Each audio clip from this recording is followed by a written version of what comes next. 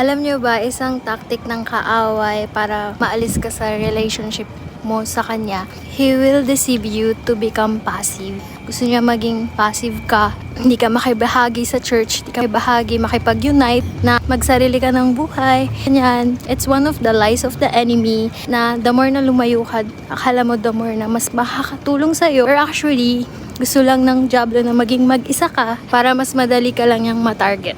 Kailangan mo makipag-fellowship, kailangan mong mag-seek ng prayer, ng guidance sama ng mga kapatid mo kay God. Pero kapag nalayo ka, sabihin, you're kind of prideful, right? Na mo yung pride mo kesa kay Lord. Akala mo makakatulong, pero it's a sign of disloyalty. It's a sign of pride, being prideful. Kaya iwasan mo na yun, mga kapatid. Nowadays, nararamdaman ko yung kaaway laban sa akin kasi ayaw niya mag-share ako ng word. Ang dami niyang attack. Nipigilan niya talaga ako, pero tayo papatigil, di tayo magpapauto sa kaaway. Na yung isa sa mga tactic ng kaaway, gusto niyang lumayo ka para isa kasi siyang lobo.